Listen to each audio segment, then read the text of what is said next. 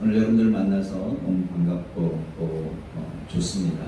하나님께서 오늘 우리의 만남을 통해서 주시고자 원하시는 말씀 속에 하나님의 왕국의 비밀을 깨닫는, 그리고 그 가운데서 우리의 삶의 변화를 일으킬 수 있는 축복된 시간이 되어지기를 먼저 주님의 이름으로 축원합니다. 아멘. 우리가 성경을 바라볼 때 성경을 여러 가지 각도 속에서 그렇게 이해하고 또 어떤 주제별로 또는 통으로 성경의 모든 말씀 하나하나를 우리가 살펴볼 수 있게 되죠. 성경은 누구의 말씀입니까? 하나님의 말씀이죠. 하나님의 말씀이라고 한다면 성경 속에 하나님의 의지가 있고 하나님의 계획하심이 있고 하나님께서 우리를 통해서 이루어 가시고자 원하시는 어떤 목적이 분명히 존재한다라는 그런 사실을 우리가 고백하지 않을 수 없죠. 자, 성경을 통해서 하나님이 우리에게 말씀하시고자 원하시는 가장 중요한, 그리고 전체적인 흐름이 있다고 한다면 그것은 무엇일까요?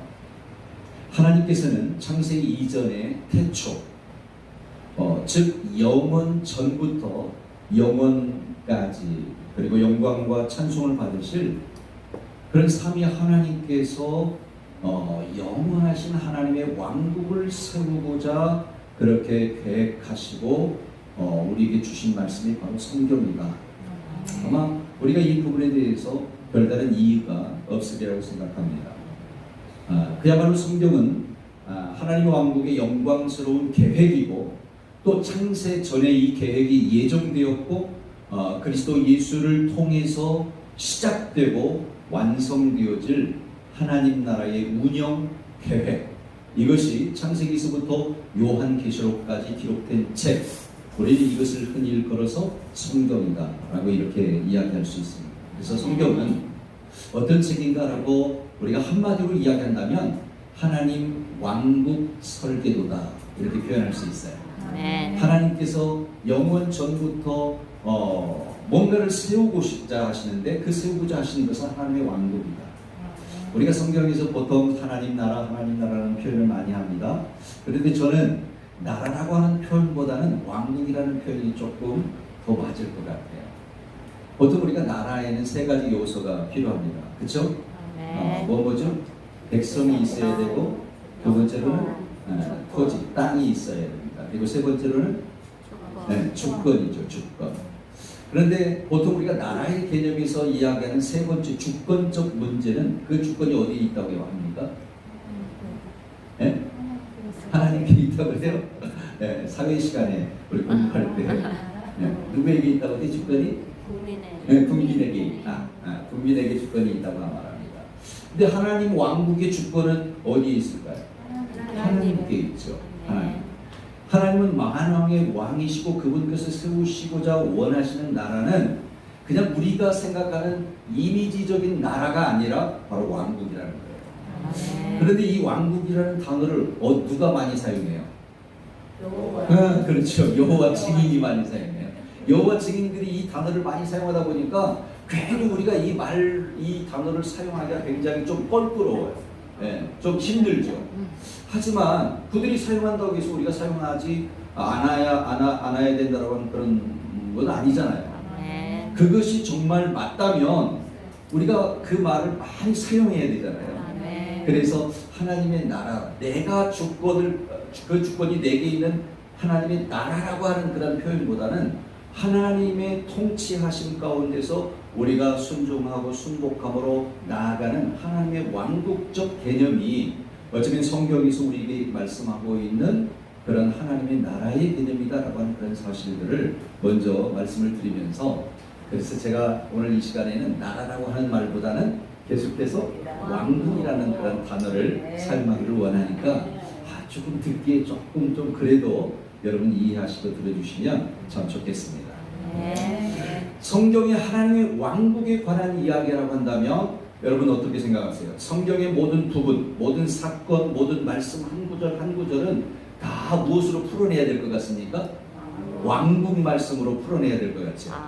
그래서 모든 성경의 사건 속에서, 그리고 모든 말씀들 속에서 우리는 하나님의 왕국 건설의 계획을 살펴낼 수 있어야 돼, 발견할 수 있어야 되고 그 계획을 시작하시고 실현하시는 성부 하나님, 그리고 독생자로 이 세상에 오셔서 직접 말씀하시고 그 왕국을 이루어 가신 성자 예수님, 그리고 지금도 우리 안에 계셔서 주님의 몸된 교회로서 하나님의 왕국의 삶을 살아내도록 도우시는 성령 하나님의 역사를 우리는 이 성경의 모든 말씀들을 통해서 관찰하고 그런 하나님의 운영 계획, 즉 하나님의 경륜에 동참할 수 있는 그런 하나님의 사람들이 교회 만들 줄로 믿습니다.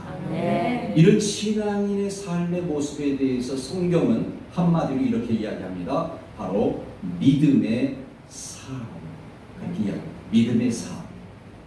우리가 보통 신앙적 삶 또는 믿음의 삶이라고 이야기하는데 오늘 우리들이 믿음의 삶을 산다는 것은 곧 뭐냐? 하나님 왕국 백성으로 그 나라를 이루어가는 그런 하나님의 사람, 그 하나님의 왕국의 계획을 따라서 살아가는 삶이 곧 믿음의 삶이라고 하는 거죠. 그래서 믿음은 하나님께서 우리에게 주신 뭐예요?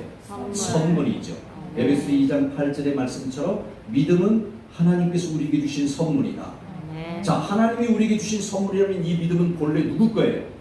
하나님 것이죠. 네, 하나님 것이에요. 그런데 이 하나님 것인 그 믿음을 하나님께서 우리에게 선물로 주셨기 때문에 보통 우리가 믿음 하면 그것은 내 믿음이라고 일컬어서는 안 됩니다. 철저하게 믿음은 누구의 것이다? 하나님의 것이다. 그런데 우리가 믿음이라는 단어를 생각해 보면 그 믿음이라는 것은 내가 어떻게 하는 거예요? 내 믿음, 만약에 내 믿음 그러면 보통 우리가 사용하는 그런 의미적으로는 내 신념 또는 내 계획, 내 꿈, 내 비전, 이것을 나의 믿음 이렇게 표현합니다. 자, 믿음이 하나님께로부터 나에게 주어졌고 그것이 하나님의 믿음이라고 한다면 그 하나님의 믿음 속에는 뭐가 존재하고 있을까요? 하나님의 꿈이 있다는 겁니다. 아멘. 하나님의 계획하신 것이 있다는 거죠. 하나님의 비전이 있다는 바로 그런 사실입니다.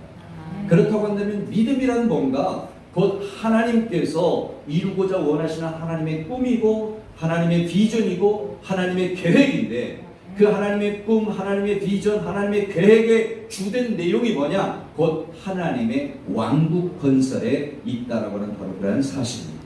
네.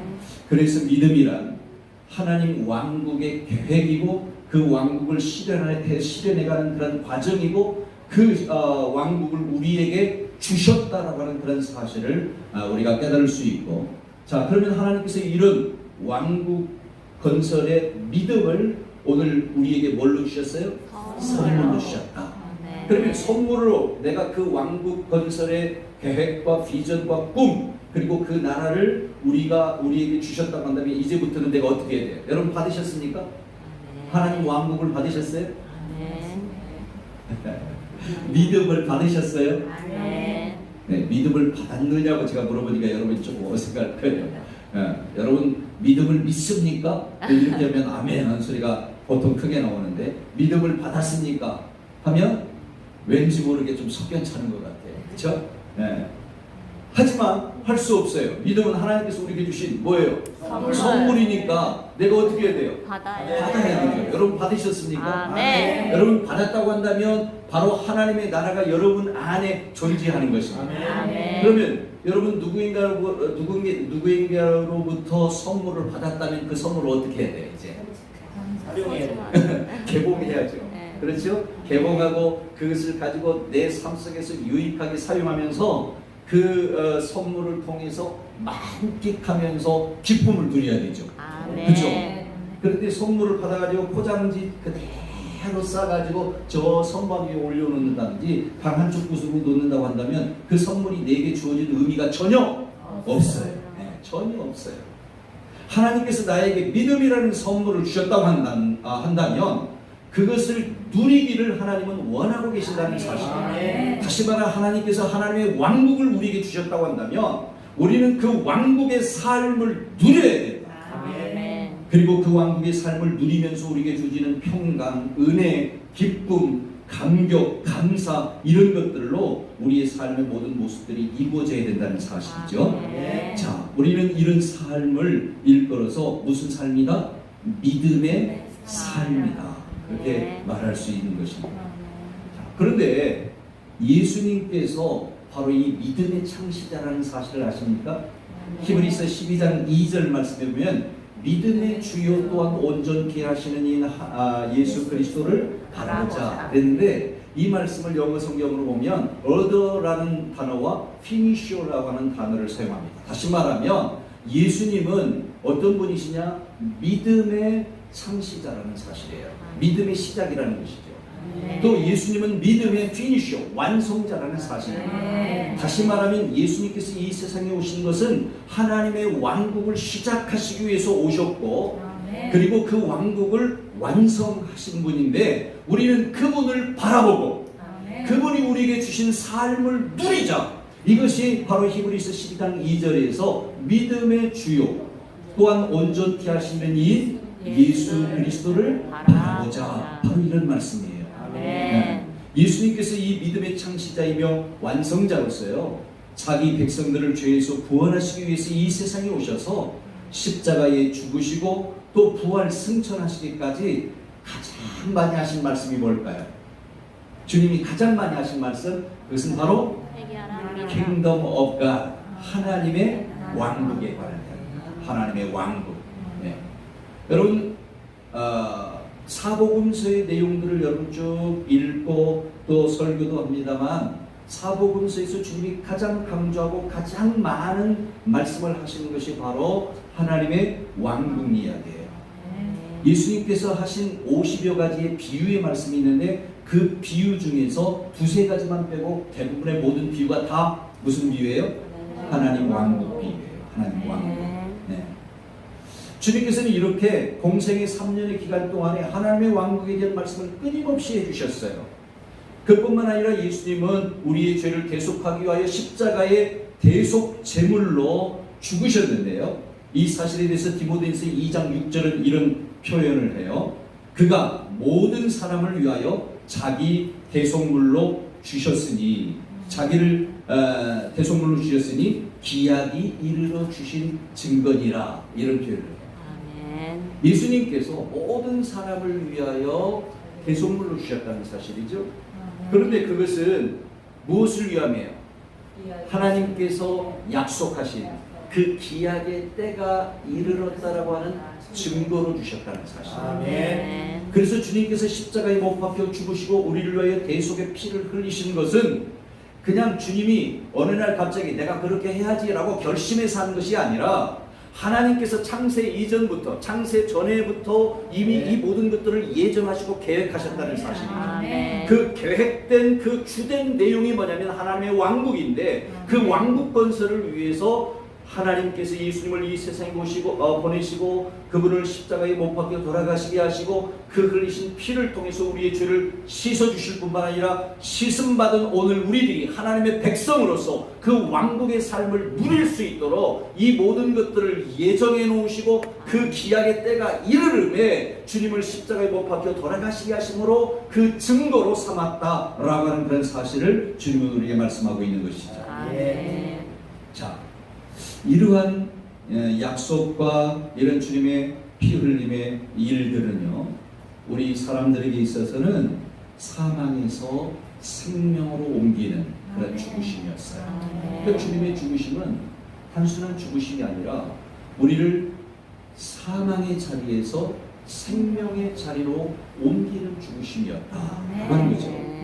여러분, 요한복음 5장 24절의 말씀에 보면은 내 말을 듣고 또 나 보내신 이를 믿는 자는 영생을 얻었고, 그런데 영어 성경의 표현을 보면 그냥 얻고, 현재입니다. 영생을 얻고, 이게 믿는 자가 영생을 얻어요. 믿지 않는 자는 영생을 얻지 않죠.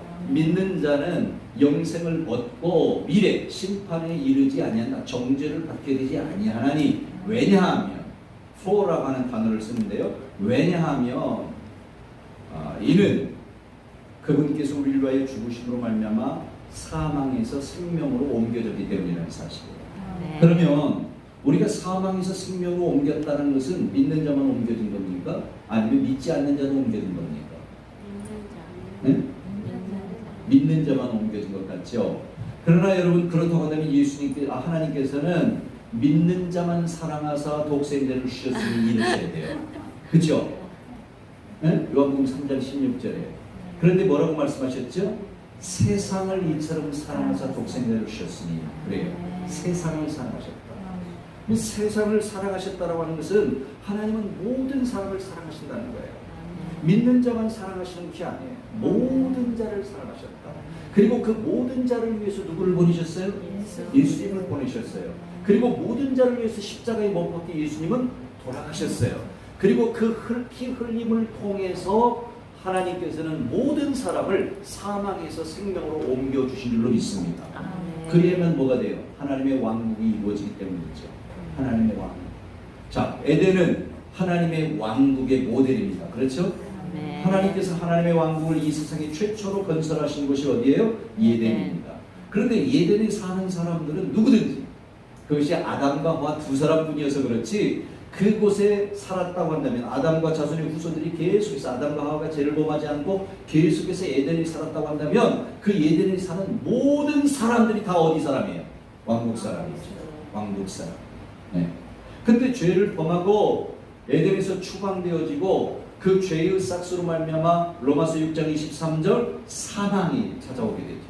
그래서 모든 사람은 너나 할 것 없이 다 사망에 이르를 수밖에 없어요. 그렇죠? 그 사망은 단순히 우리의 육체적 사망만을 의미하는 것이 아니라 우리의 모든 영적 사망까지를 포함합니다. 그래서 모든 사람들은 영원한 지옥의 형벌을 받을 수밖에 없는 그런 존재들이죠. 그런 우리들을 위해서 하나님이 왕국 건설을 계획하시고 하나님의 아들인 예수 그리스도를 보내주셔서 대신 십자가에 못 박혀 죽게 하심으로 이 사망의 자리에서 대속의 피를 흘리시고 그 사망의 자리에서 우리를 어떤 자리로? 생명의 자리로 옮기셨다는 사실. 아멘. 아멘. 이것은 이 사실은 믿는 자나 믿지 않는 자들이 누구에게나 다 해당되는 사실이라는 것을 우리가 좀 깊이 깨달으면 좋겠어요. 그냥 믿는 자만의 구원이 아니에요. 모든 믿지 않는 자까지 다 사망에서 생명으로 옮기셨다. 그런데 사망에서 생명으로 옮기는 파는 그 길을 주님께서 십자가에 못 박혀 돌아가심으로 말미암아 열어놓으신 거예요. 그렇죠? 그 길을 열어놓으셨어요. 이미 그 길은 어떻게 했어요? 열려졌어요. 열려졌어요. 그런데 누가 그러면 정말 하나님 왕국의 백성이 되어지고 영생으로 들어가느냐? 그것은 바로 그 열려진 길을 걸어가는 자예요. 아멘. 아멘. 그래서 요한복음 5장 24절에 보면 내 말을 듣고 또 나 보내신 이를 믿는 자는 그래요. 믿는 자는. 네, 믿는 자. 이 말씀을 여러분이 어떻게 받아들이실지 모르겠지만 에덴 동산에서 선악과를 따먹고 지은 죄는 예수님의 십자가를 통해서 완전히 속죄되어졌어요. 아멘. 에덴 동산의 죄, 선악과를 따먹은 죄가를 우리가 흔히 뭐라고 하죠? 원죄. 원죄 문제는 예수님의 십자가 사건을 통해서 이미 용서되었다. 이미 용서되었다. 이것은 믿는 자나 믿지 않는 자나 동일합니다. 믿는 자의 원죄만 용서된 게 아니에요. 믿지 않는 자의 원죄도 용서되어서 이것이 사망에서 생명으로 옮겨진 거죠. 자, 사망에서 생명으로 옮겨졌는데, 자, 주님께서 이런 것들을 하셨는데 이제 믿음의 법 안에서, 율법은 그렇지만 믿음의 법 안에서 이 사실을 믿는 자, 그렇죠? 나 보내신 자, 그분이 이루어 놓으신 그 일을 믿는 자는 뭘 얻어요? 영생을 얻고. 네, 영생을 얻고. 그러니까 믿는 순간 내 안에 뭐가 오는 거예요? 영생이 오는 거죠. 현재 영생을 얻고 정죄를 받지 아니한다. 심판받지, 저지먼트, 정죄받지 않는다. 심판을 받지 않는다는 사실을 우리에게 말씀하고 있죠. 네. 그래서 주님의 십자가는 이 모든 일들을 이루시는 승리의 죽으심이다. 사망에서 우리를 생명으로 옮기는 승리의 죽으심이다. 네. 그리고 그 승리의 감격을 누릴 수 있는 사람은 이제 누구냐? 믿는 자라는 것이다. 네. 믿는 자.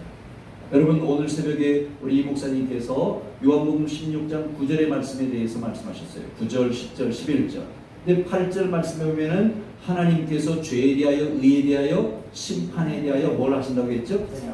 책망하시겠다고 했어요. 책망. 그러면 죄에 대해서 책망하는데 그 죄라는 것은 뭐라고 했죠? 저희가 나를 믿지 않는 것이요, 선악과를 따먹지 않은 것을 주님이 책망하신다는 말이 아니에요. 따먹은 것을 책망하신다는 말씀이 아니에요. 지금 주님께서 십자가를 통해서 모든 것들을 이루셨어요. 사망에서 생명으로 옮겨 놓으셨어요. 그런데 그 자체를 믿지 못하는 거예요. 이 믿지 못하는 것을 다시 성경은 죄라고 이야기해요. 율법 속에서는 우리가 내 마음대로 사는 것이 죄였어요. 율법 가운데서는. 그런데 이제 믿음의 법 안에서는 예수님을 믿지 않는 것이 죄예요. 아멘? 아멘. 믿지 않는 것. 그래서 성령이 오셔서 책망하시는데 예수님을 믿지 않는 것을 책망하신다는 사실. 죄에 대해서 책망하시는데 너희가 왜 믿지 않느냐는 거예요. 왜 주님이 이루신 일을 믿지 않느냐는 거예요. 그 주님께서 십자가를 통해서 이루신 왕국 건설의 그 아름다운 역사를 왜 너희가 믿지 않느냐는 거예요. 너희가 믿지 않으므로 왜 그것들을 누리지 않느냐는 거예요. 왕국이 내 안에 왔다고 그렇게 여기고 그렇게 느끼면서도 왜 그 왕국의 삶을 살지 못하느냐는 거예요. 여러분, 우리가 원죄를 이야기할 때 하나님께서 선악과를 따먹으면 정령 죽으리라고 했어요. 근데 아담과 하와는 그것을 정령 죽을까 하노라고 했어요. 죽을까 하노라. 하나님의 말씀을 전적으로 믿지 못했죠. 그리고 그것으로 인해서 선악과를 따먹고 죄가 사람의 마음 가운데 들어오는 그런 모습들을 우리가 성경을 통해서 바라볼 수 있고, 그 죄로 말미암아 모든 사람이 사망에 이르를 수밖에 없었다고 한다면, 그 사망의 자리에서 주님의 십자가는 우리를 생명의 자리로 옮겨 놓았고, 그 생명의 자리에서 계속해서 영생으로 나아갈 수 있는 사람은 그 사실을 이제 어떻게 하는 자? 믿는 자가 나아갑니다. 믿는 자. 믿는 자가 그 영생의 자리로 나아간다라고 하는 그런 사실을 지금 우리가 말씀하고 있어요. 즉 모든 사람이 영원 불못에서 영생 천국으로 들어갈 수 있는 길을 열어놓으셨다는 거죠. 그리고 이 예수님을 믿는 자마다 영생을 얻고 아버지께로 나아가게 된다라는 사실이에요. 그래서 예수님은 내가 곧 뭐다? 길이다. 또 진리고 그리고 생명이다, 이런 말씀하신 것이죠. 네. 아까 요한복음 16장 9절에서는 죄에 대하여 이야기하고 10절에서는 뭐에 대해서 이야기하죠? 의에 대해서 이야기해요. 그럼 의는 뭘까요? 죄는 예수님을 믿지 않는 것이 죄예요. 의가 뭐라고요? 아버지께로 가는 것이다. 그럼 예수님이 아버지께로 가는 게 의예요? 어때요? 네. 예수님의 삶을 보면 예수님은 철저히 누구의 말씀을 따랐어요? 하나님의 말씀, 아버지를 보고 일하셨어요. 아버지가 일하시는 것을 보고 일하고, 아버지가 하시는 말씀을 듣고 말하고. 아멘. 다시 말하면 예수님의 삶은 철저히 예수님을 따르는 삶이었어요. 하나님을 따르는 삶이었어요. 아버지를 따라가는 삶이었어요. 이게 의예요.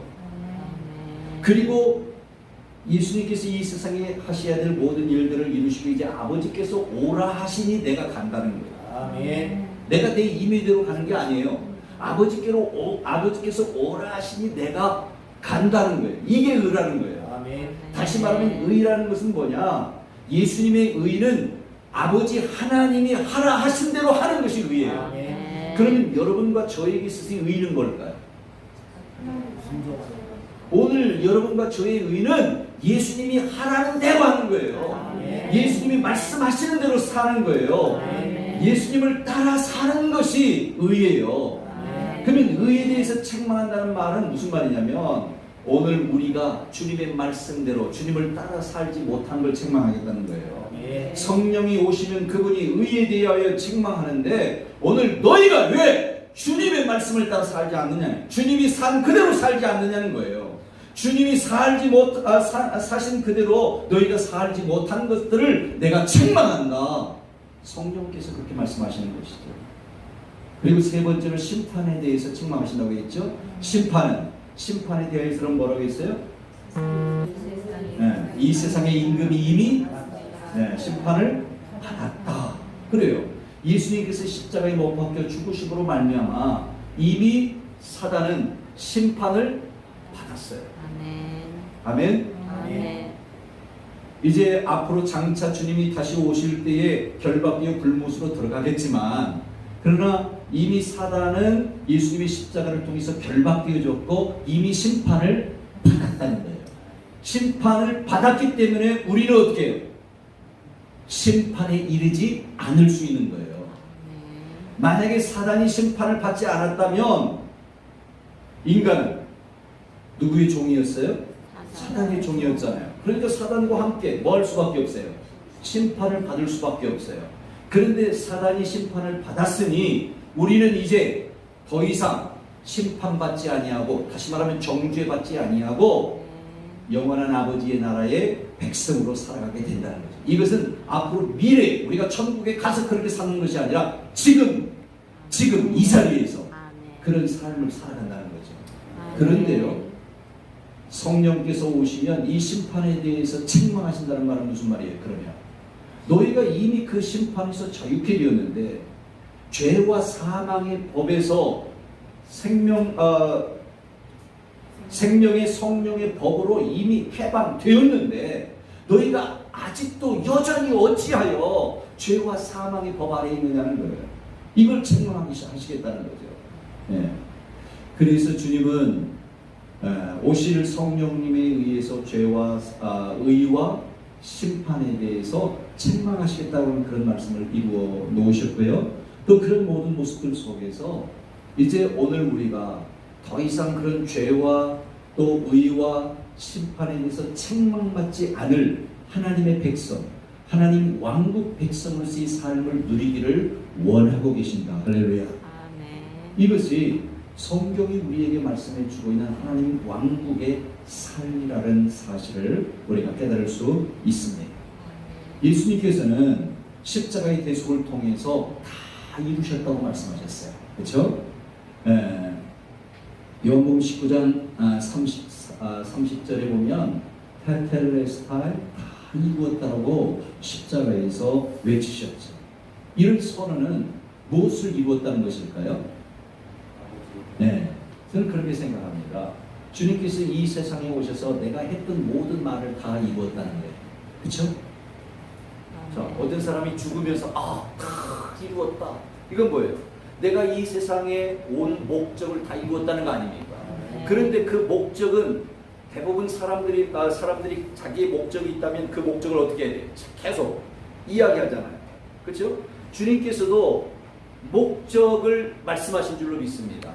아멘. 이 세상에 오셔서 계속 하신 대부분의 말씀이 무슨 말씀이에요? 하나님 왕국 말씀이에요.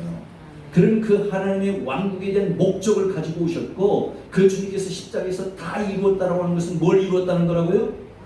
내가 목적하는 바를 다 이루었다는 거예요. 그 목적하는 바는 바로 예수님께서 이 세상에 계시면서 계속적으로 하셨던 말씀의 내용들인데, 그 말씀의 내용들을 보니까 하나님의 왕국이라는 거예요.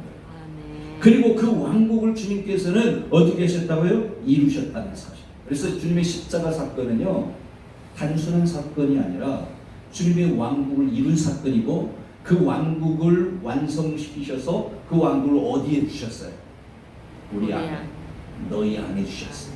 아멘. 그래서 하나님의 나라는 어디 안에 있느니라? 너희 안에 있느니라. 예수님을 믿는 자의 안에 있어요. 이제 왕국은 우리 안에 있고, 여러분 이 우리 안에 있는 이 왕국이 공동체로 주어진 그런 기관이 어디예요? 교회. 그래서 주님께서 자기 피로 사셨다라고 하는 표현을 한 그 부분이 두 군데 나오죠. 하나는 우리 개인이에요. 에베소 1장 7절에 보면 자기 피로 구속 곧 죄 사함을 얻게 하신 것이 누구예요? 우리를 믿는 자. 그리고 사도행전 20장에 보면 예수님께서 자기 피로 사신 교회, 그렇게 이야기합니다. 그러니까 주님께서 십자가에 피 흘리신 그 사건을 통해서 완성시키신 하나님의 나라가 누구 안에 있어요? 믿는 자 안에 있고, 누구 안에 있어요? 교회 안에 있다라고 하는 것이죠. 그래서 주님께서는 주님의 몸된 교회를 통해서 하나님의 왕국 공동체를 살아가도록 그렇게 이루고 있다는 사실을 기억하십시오. 우리 신숙자 목사님께서 정말 귀한 꿈을 가지고 계시더라고요. 우리 성도님들과 함께 끝까지 요람에서부터 무덤까지. 제가 그 이야기를 듣고 깜짝 놀랐어요. 요람에서부터 무덤까지 함께 가는 그런 아름다운 공동체를 세우기 위해서 뭔가 새로운 그런 계획을 가지고 계신다는 그런 이야기를 들었어요. 네. 그런데 이런 아름다운 그런 공동체들은 결국은 어떤 공동체예요? 하나님의 왕국 공동체로 세워져야 되고 그 왕국 공동체의 삶이 그 교회 공동체 속에서 끊임없이 이루어내져야 된다는 그런 사실이죠. 자, 예수님께서 이제 우리 주를 위해서 십자가에 못 박혀 돌아가시고 그리고 부활하시게 돼요. 부활 사건은 그건 뭘까요? 주님께서 하나님의 왕국을 우리에게 보여주신 사건이다. 저는 그렇게 봅니다. 네. 아멘. 왕국에 들어가는 자의 모습이 부활하신 주님의 모습과 동일할 줄로 믿습니다. 아멘. 그래서 주님의 부활은 하나님의 완성된 하나님의 왕국의 모습을 우리에게 보여주는 사건이죠. 자, 이렇게 주님께서 그 나라를 우리에게 입증해 주시고 그리고 승천을 하시게 되었는데요. 승천하시고 난 이후에 불과 오늘 오전에 목사님 말씀하셨던 새벽인가요? 새벽에 말씀하셨던 것처럼 불과 열흘 만에 어떤 사건이 일어나요? 성령의 임재가 임하게 되죠. 자, 예수님께서 승천하시기 전에 하신 말씀이 너희가 예루살렘을 떠나지 말고 했어요. 예루살렘을 떠나지 말고 했어요. 그리고 성령을 기다리라. 그 성령이 임하면 너희가 권능을 받고 예루살렘과 온 유대와 사마리아와 땅끝까지 이르러 증인이 되리라. 그런 말씀하세요. 자, 그런데 그때 주님이 말씀하실 때 그 자리에 몇 명 있었죠? 대충 120명? 500명. 그죠? 감람원이라는 곳에서 주님이 승천하시는 모습을 바라본 자들이 모두 몇 명이에요? 500명. 그 자리에서 주님이 하신 말씀이거든요. 그건 500명의 성도들이 그 주님의 말씀을 그 자리에서 똑같이 들었어요. 그렇죠? 그런데 열흘이 지나고 마가의 다락방에 성령이 임재하시는 그 장소에 몇 명이 있었나요? 120명이 있었죠. 그러면 380명은 어디 갔나요? 야, 우리 이거 좀 깊이 생각해 볼 필요가 있어요.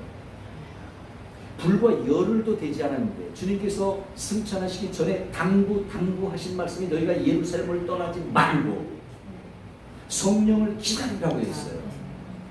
그런데 불과 열흘도 채 되기 전에 380명의 사람들은 어디로 간지 다 보였지 않아요. 여러분 요즘 코로나 바이러스 때문에 보이지 않는 사람들이 많죠. 그렇죠? 네, 저희 교회도 보이지 않는 분이 딱 한 분 계세요. 한 몇 분들은 이렇게 코로나가 발생하니까 그냥 좀 한 두어 주 이렇게 쉬었다가 나오시는데 한 분은 지금까지도 계속 안 나오세요. 그래서 오셔서 같이 예배 드리셔야지요. 예, 목사님 알겠습니다. 근데 다음 주도 안 나와요. 그런데 제가 그분을 어떻게 하고자 하는 그런 의도는 아닌데요. 내가 정말 이 마지막 때에 많이 생각해 봐야 될 것들이 있어요. 그것은 주님께서 말씀하신 그 초대교회 역사 속에서도 380명이면 거의 4분의 3이죠. 4분의 3의 사람들이 사라져버리고 4분의 1만 남아서 기도해요. 이 시대의 마지막까지 믿음을 지켜가는 사람, 하나님 왕국 공동체의 삶을 지키는 사람이 얼마나 복이 된 사람입니다. 아멘. 그 사람들은 교회에 500명의 성도가 있다면 120명도 채 되지 않을 것이다라고 그러한 어린 짐작을 저는 해봐요. 그런데 오늘 이 자리에 있는 여러분과 저는 그래도 주님 앞에 복받은 자인 줄로 믿습니다. 아멘. 아멘. 아멘. 어떻든 간에 기도하려고 하고 어떻든 간에 말씀을 사모하려고 하고 어떻든 간에 하나님 왕국 공동체를 세워가려고 힘쓰니까요.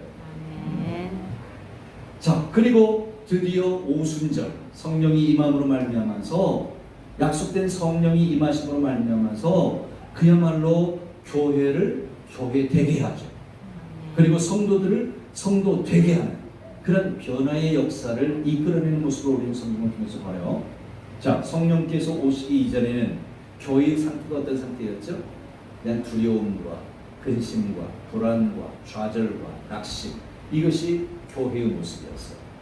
근데 성령이 임하고 나니까 그들의 두려움이 바뀌어져서 담대함으로 바뀌어졌어요. 슬픔과 낙심과 좌절에서 기쁨과 환희와 감격적인 그런 모습으로 그들은 기뻐하며 문을 박차고 거리로 나갔어요. 그리고 주의 복음의 말씀을 주님이 말씀하신 그대로 선포하기 시작했어요.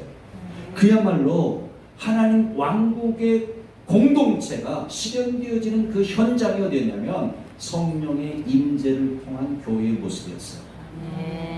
오늘 우리의 교회가 하나님 왕국 공동체가 되려면 우리 힘으로 될 수 있나요? 목사님 혼자의 힘으로 또는 성도들 어떤 사람들의 힘으로 될 수 있나요? No, 아니에요. 누구의 힘으로도 할 수 없지만 하나님의 왕국 공동체는 절대적으로 성령의 강권적인 역사가 없이는 불가능합니다. 성령이 함께 하셔야만 가능합니다. 아멘. 성령께서 우리 가운데 역사하셔야만 그 교회는 살아있는 교회요, 그 교회는 살아있는 왕국 공동체로서 하나님의 왕국을 실현해가는 그런 아름다운 교회로서의 삶을 이루어 나갈 수 있게 된다는 사실입니다. 성령의 강림은 초대교회로 하여금 하나님의 말씀 안에서 더 강력한 하나님의 용사들로 거듭나게 했고요, 복음의 사신이 되는 한편 교회 안에서는 어떤 현상이 일어났어요? 사도들의 가르침을 받아서 서로 교제하고 떡을 떼며 오직 기도에 힘쓰는, 아멘, 바로 그런 공동체가 되었고요.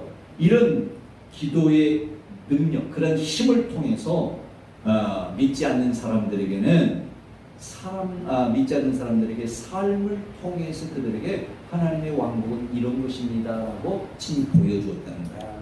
그렇죠? 그래서 사도행전 2장 42절 말씀에 보면 그들이 모여서 기도하고 떡을 떼고 그들의 모든 재산을 함께 공유하고 나누면서 하나님 왕국의 공동체를 그렇게 보여주었는데, 이런 공동체의 모습이 변화되어지니까 나타나는 현상이 있었어요. 그게 바로 뭐였죠? 다른 백성들로 하여금 뭐가 왔어요? 칭송이 나오기 시작했어요. 칭송을 받게 되었어요. 칭송하는 모습이 그들의 삶 속에서 나타나게 되었고요. 그것으로 인해서 주께서 구원받은 사람들을 날마다 더하게 하시는 역사가 일어났어요. 다시 말하면 왕국의 열매들이 주렁주렁 맺혀지기 시작했다는 사실이에요. 자, 이 모든 중심에 무엇이 계셔요? 성령님이 계세요. 성령 하나님께서 계세요. 그래서 오늘 우리 교회는 하나님의 성령으로 근본적인 역사가 일어나야만 하나님 왕국의 삶을 성도들이 살아낼 수 있고, 그래야만 전도도 될 수 있고 열매들도 나타날 수 있다라고 하는 그런 사실을 우리는 오늘 사도행전 2장 3장의 말씀을 통해서 깨닫게 되는데요. 자, 2장이 그렇게 성령의 역사, 하나님의 왕국 계획과 그 왕국을 실현하고 완성시킨 예수 그리스도께서 세우신 그런 교회에 성령이 임하셔서 하나님의 왕국을 이루어가는 삶을 살아가는 모습이라는 바로 이런 것이다라고 하는 것을 보여준 사건이 바로 사도행전 2장까지의 말씀이에요.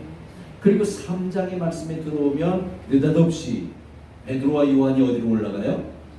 성전으로 올라가는데 제9시 기도 시간이 되어서 성전에 올라갔다. 자, 그런데 그 올라가다가 누구를 만납니까? 나면서부터 걷지 못하는 장애인 한 사람을 만나요. 그리고 그 사람에게 예수 그리스도의 이름으로 걸어라라고 하는 바로 그러한 선언을 통해서 그가 일어서는 그런 역사를 우리는 오늘 본문의 말씀을 통해서 접할 수 있게 되는 것이죠. 자, 그럼 이 사건은 뭘까요? 이 사건을 통해서 우리가 하나님의 왕국과 어떻게 연결되어서 생각해 볼 수 있을까요? 적어도 우리가 하나님의 계획, 또 하나님의 왕국의 사람으로서의 삶을 이루어나가는 그런 모든 모습 속에서는 필연적 만남이 있어야 된다는 사실이에요. 한번 따라서 해볼까요? 필연적 만남이 있어야 합니다. 필연적 만남이 있어야 그래서 합니다. 특별히 우리는 누구와? 예수님과 함께 필연적 만남을 이룰 수 있어야 된다는 사실이죠. 오늘 본문의 말씀에 보면 그가, 여기서 그는 누구죠? 나면서부터 걷지 못하는 장애인. 요즘에는 안진뱅이 그러면 좀 그래요. 안진뱅이 그러면 아주 사회적으로 문제가 될 수 있어요. 그래서 그냥 지체 장애우 또는 장애인 뭐 이렇게 이야기할 수 있겠죠. 그가 베드로와 요한이 성전에 들어가는 것을 보고 베드로와 요한을 어떻게 했어요? 만났어요. 이 두 사람의 만남은 어떤 만남일까요? 그냥 우연한 만남일까요? 필연적 만남이라는 것을 우리가 고백하지 않을 수 없어요. 저는 개인적으로 고등학교 2학년 때 처음 예수님을 만났어요. 물론 고등학교 1학년 때부터 교회를 다녔어요. 그러다가 2학년 때 정말 주님의 말씀을 듣고 그 말씀 속에서 정말 예수님이 내 생의 주인으로 찾아오시기를 원합니다. 주님은 나의 구원자시다는 그런 고백을 하게 되었어요. 그리고 나면서부터 이 만남이 있어지고 난 이후부터 내 삶이 바뀌어졌어요. 내 인생의 목적이 바뀌어졌어요. 그래서 철저하게 이제 주님과 함께 동행하면서 주님이 원하시는 것을 하자는 그런 삶의 모습으로 내 삶의 방향이 바뀌게 되었어요. 저의 그때의 그 만남은 주님과의 아주 특별한 만남이었다. 그리고 필연적 만남이었다고 저는 그렇게 고백해요. 근데 오늘 우리가 읽은 이 본문의 말씀 속에서 걷지 못하는 장애를 가지고 있는 이 사람은 매일매일 습관적으로 어디에 나와요? 성전에 나와요. 뭐 하러 나오죠? 구걸하러 나와요. 그런데 습관적으로 또 이 성전에 나오는 또 다른 사람이 있는데 그건 누구예요? 베드로예요. 베드로는 기도 시간이 되면 성전에 올라가서 기도하는 것이 그것이 습관처럼 되어져 있었어요.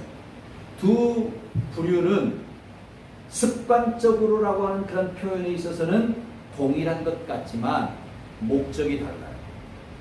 베드로는 주님을 만나기 위해서 성전에 올라갔고 장애를 가진 이분은 구걸을 하기 위해서 성전에 올라가는 거예요.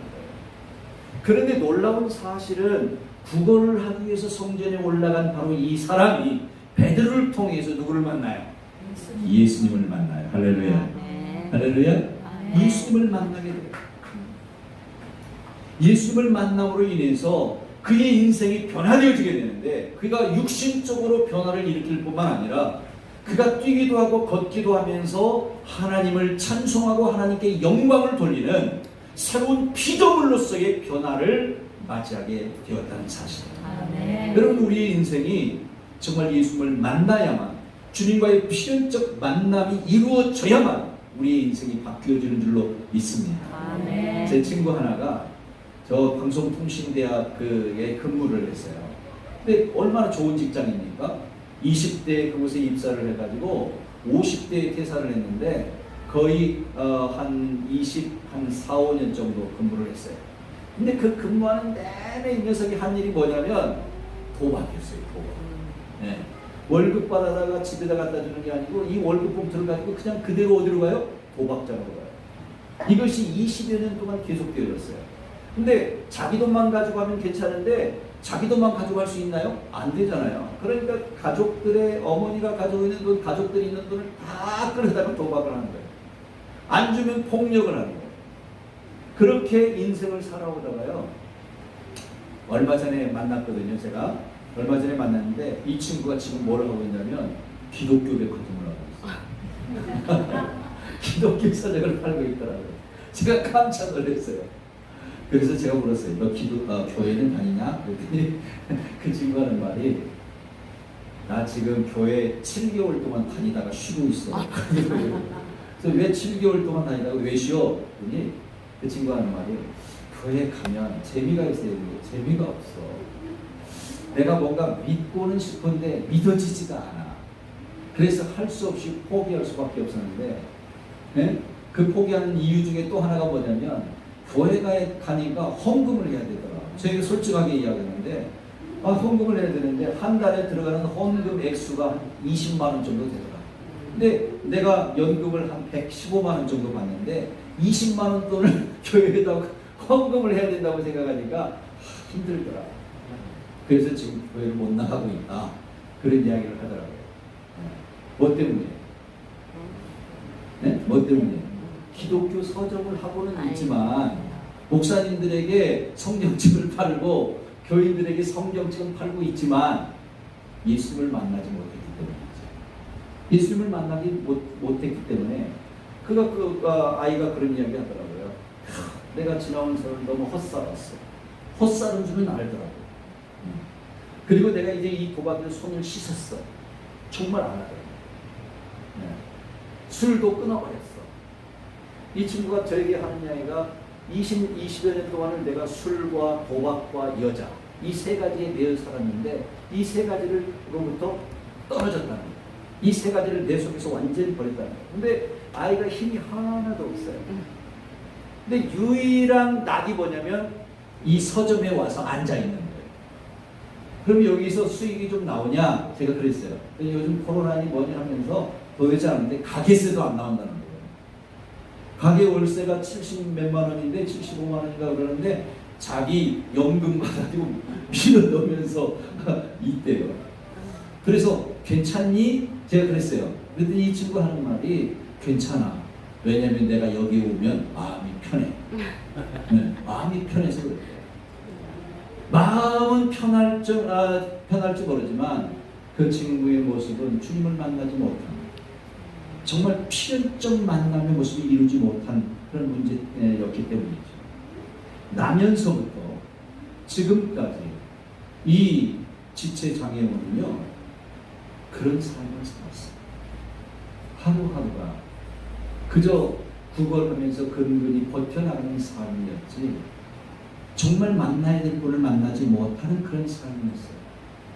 여러분 우리의 인생이요 이 세상에 왔다가 만나야 될 분들을 만나고 가는 것이 축복인 줄로 믿습니다. 아멘. 아멘. 아멘. 내가 만나야 될 그분, 여러분이 만나야 될 그분, 바로 예수 그리스도인 줄로 믿습니다. 아멘. 예수가 내 안에 들어오게 될 때 내 안에 하나님의 왕국이 건설되어지는데요. 하나님의 왕국 건설을 위해서 이런 필연적 만남의 인생이 되어야 된다는 사실이고 이것들을 우리가 어떻게 해야 돼요? 결단할 수 있어야 되죠. 결단. 여러분 믿음과 달리 믿는다라는 표현을 우리가 성경에서 합니다. 그렇죠? 믿음과 믿는 것의 차이가 뭡니까? 믿는 것이 믿음이고 믿음이 믿는 겁니까? 아니면 믿는 것이 따로 있고 믿음이 따로 있습니다. 우리가 생각할 때 믿는 것이 내가 예수님을 믿는 것이 믿음이라고 이야기합니다. 그렇죠? 아브라함이 하나님을 믿는 것을 아브라함이 뭐라고 그래요? 믿음이라고 이야기해 왔습니다. 그렇죠? 그런데 믿음은 뭐라고 했어요? 선물. 내가 믿는 것과 달라요. 내가 믿는 것이 믿음이 아니에요. 믿는 것은 단순하게 그분이 내게 주신 믿음을 내 안에 어떻게 하는 거예요? 받아들이는 거죠. 이게 믿는 것이죠. 아멘? 네. 요한복음 1장 12절에 보면 영접하는 자 곧 그 이름을 믿는 자들에게는 그랬어요. 뭘 영접해요? 빛으로 생명으로 오신 예수, 그분이 가지고 오신 하나님의 왕국 믿음, 이것을 내가 어떻게 하는 거예요?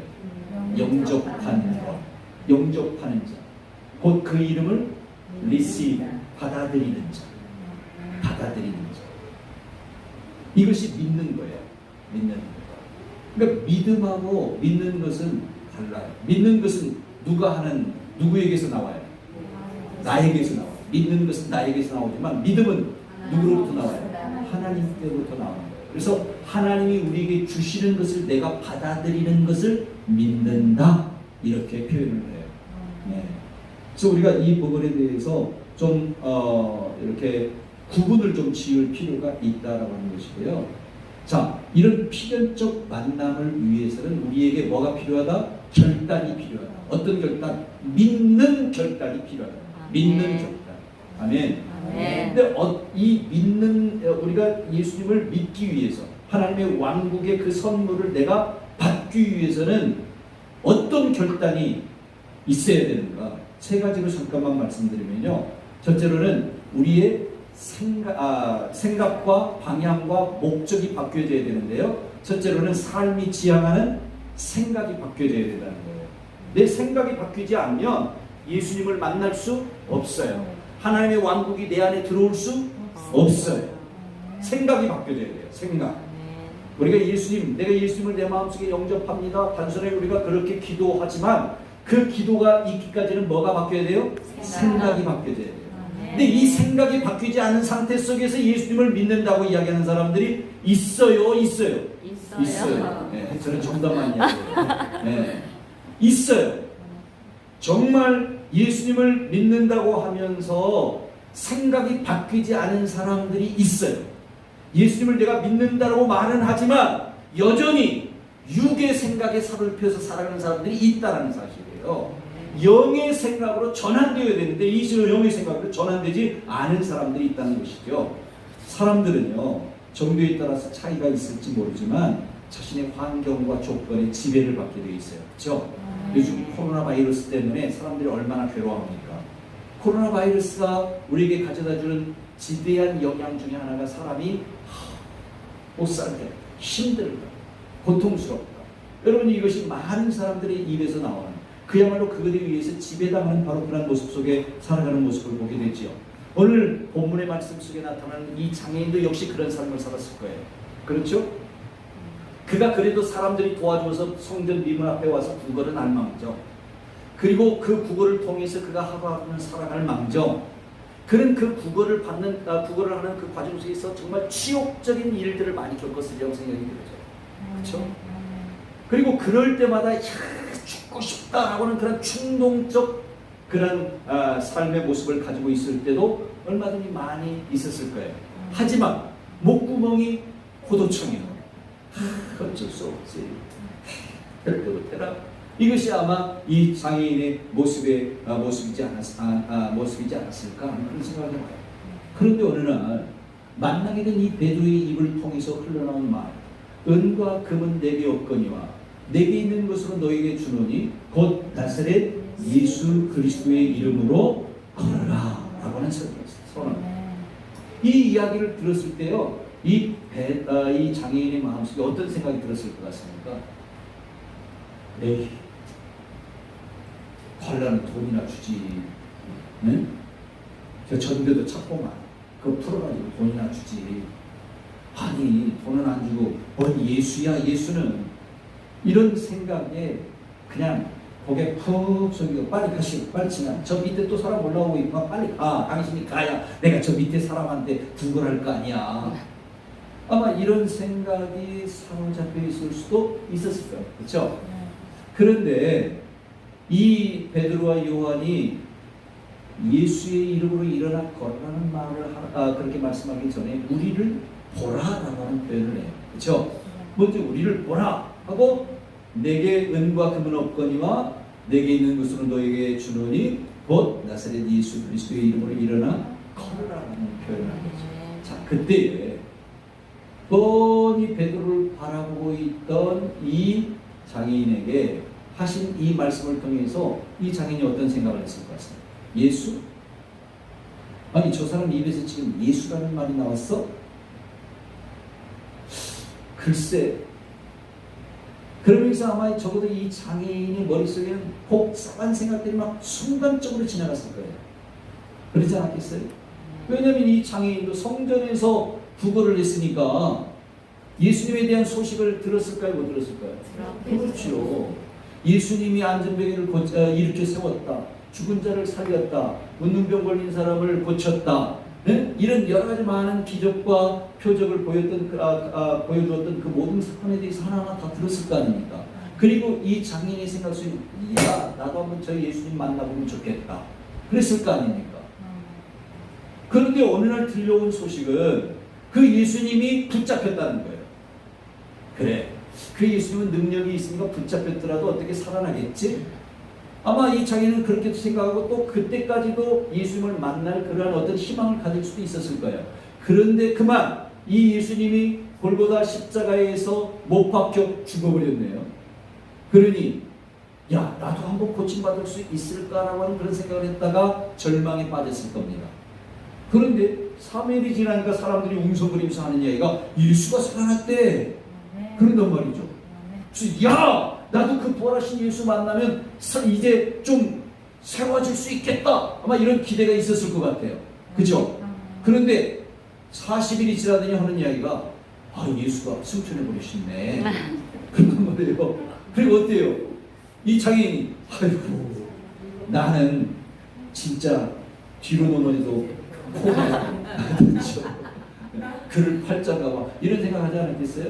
네, 나는 희망이 없다 이런 생각을 했을 거예요. 그런데 열흘이 지났어요.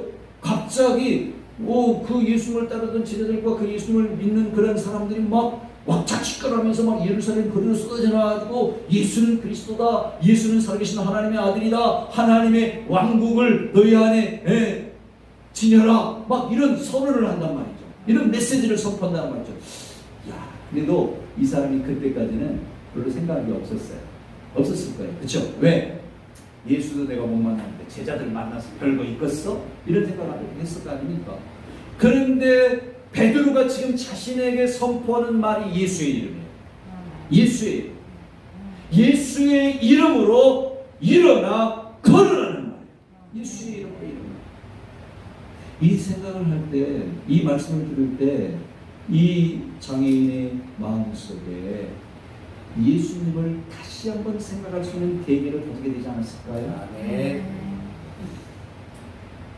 생각, 마음, 이것은 우리의 삶을 이끌어가는 위대한 원동력입니다. 네. 잠언서 4장 23절의 말씀에 보면 무릇 지킬 만한 것보다 더욱 너의 마음을 지키라. 생명의 근원이 이에서 나느니라 그랬어요. 이 말씀을 다른 번역 성경으로는 이렇게 말씀하고 있어요. 열심을 다하여 너의 마음을 지키라.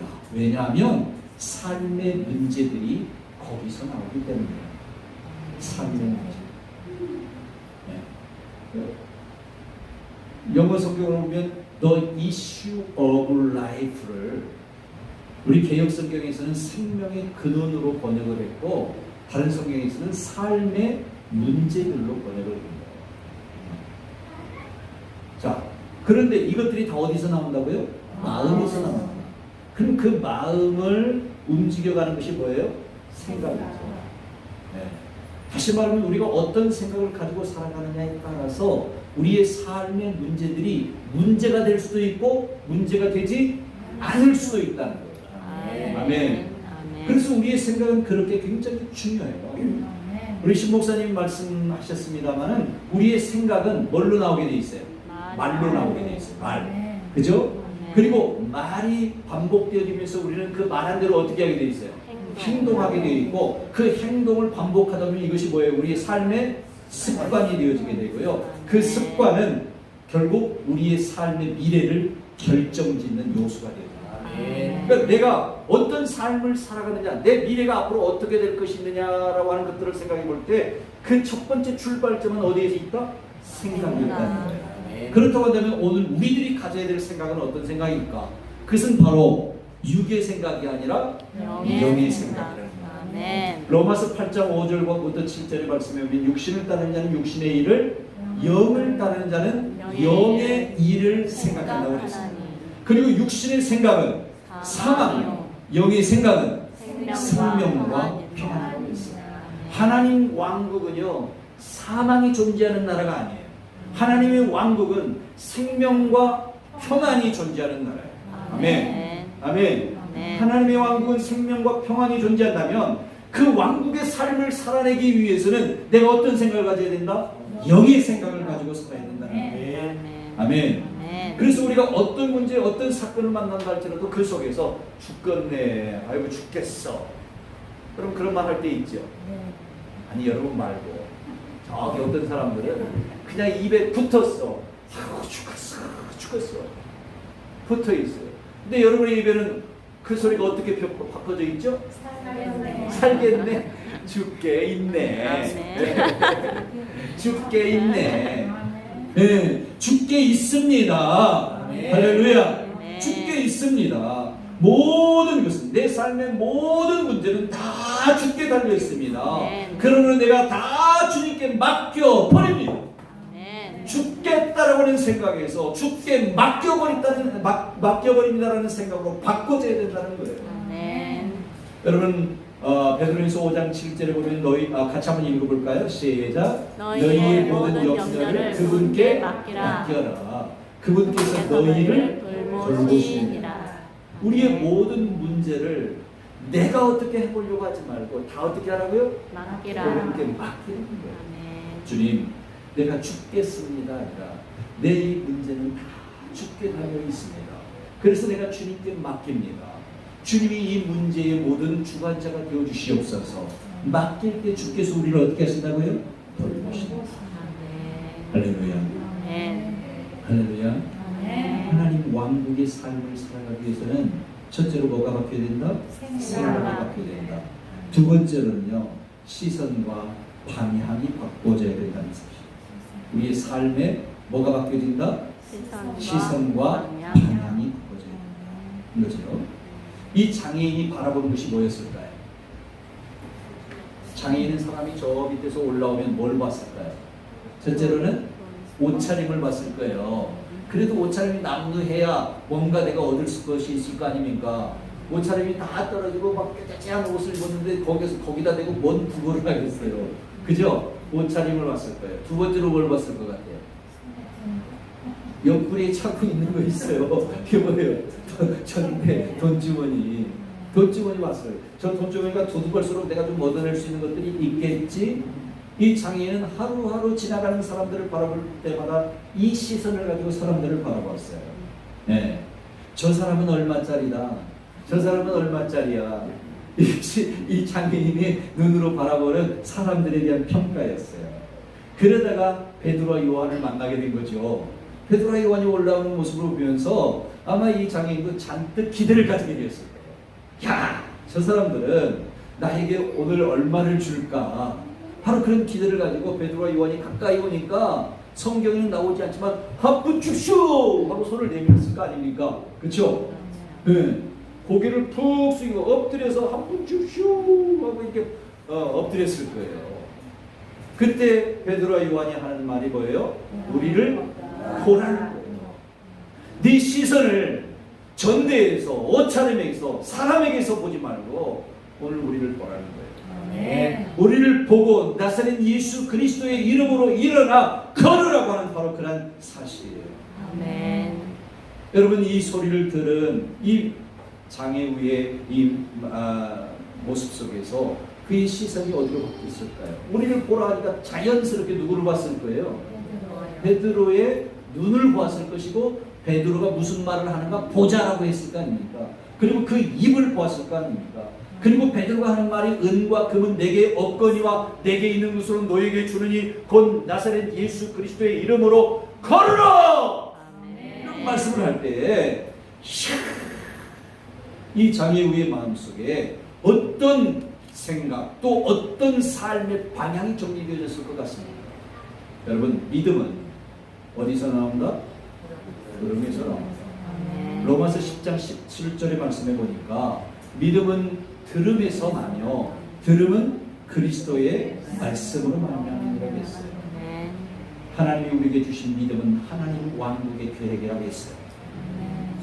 하나님의 비전, 하나님의 꿈, 하나님 왕국에 대한 계획. 그 계획을 하나님께서 우리에게 주시는데 뭘 통해서 주셔요? 말씀을 통해서 주셔요. 그러므로 그 말씀을 들을 때에 믿음이 난다라고 말씀하고 있어요. 우리가 하나님 왕국 백성으로 산다는 것은 그 시선이 땅에서 하늘로 바뀐다는 것이고 땅의 소리, 세상의 소리를 듣고 사는 삶에서 이제는 하늘의 소리, 아버지의 소리를 듣고 사는 삶으로 전환되어지는 것을 의미한다는 사실입니다. 그럼 고린도서 3장 1절과 2절의 말씀 한번 볼까요? 같이 읽어보시죠. 시작. 그러므로 너희가 그리스도와 함께 다시 살리심을 받았으면 위의 것을 찾으라. 거기는 그리스도께서 하나님 우편에 앉아 계시느니라. 위의 것을 생각하고 땅의 것을 생각하지 말라. 그리고 위의 것을 생각할 뿐만 아니라 위의 것을 찾으라. 찾으려면 어떻게 해야 돼요? 바라봐야 되죠. 시선이 바꿔져야 되죠.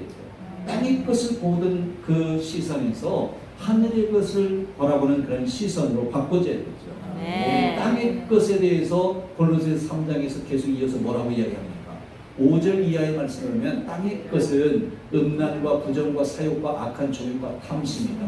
분함과 노여움과 악의와 비방과 입에 부끄러운 말이다. 너희는 서로 거짓말을 하지 말라. 옛사람과 그 행위를 벗어버려라. 이런 것들은 다 뭐예요?